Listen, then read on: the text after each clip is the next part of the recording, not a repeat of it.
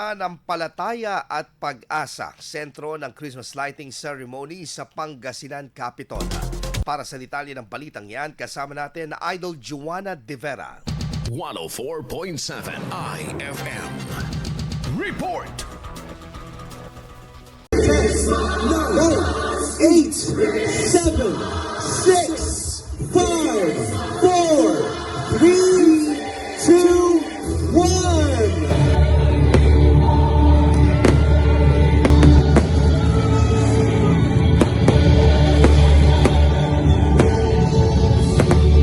Sa kabila ng mga hamon sa buhay at mabago-bagong panahon, nananatiling buhay at makulay ang diwa ng Pasko dito sa Pangasinan. Mula sa nagniningning ng mga ilaw hanggang sa pagdiriwang ng pagkakaisa ng bawat komunidad, muling pinatunayan ng mga Pangasinense na ang tunay na diwa ng Kapaskuhan ay ang pagbibigayan, pagmamahalan at pag-asa.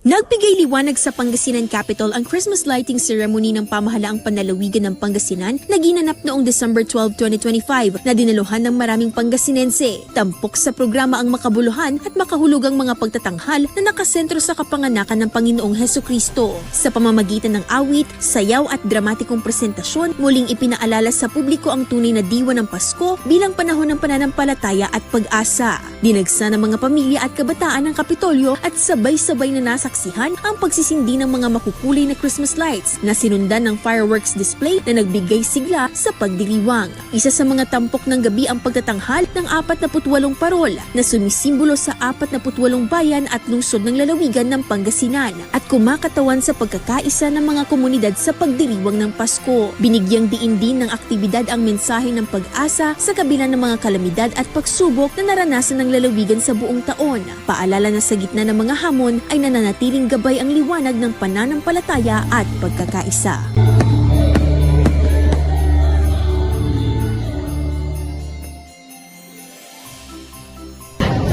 Ngayong gabi nasilayan natin ang granding Christmas lighting na nagbigay liwanag hindi lamang dito sa Lingayen Capital kung hindi sa mga puso ng mamamayan.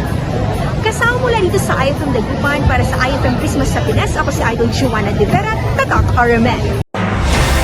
IFM News. IFM News. IFM News.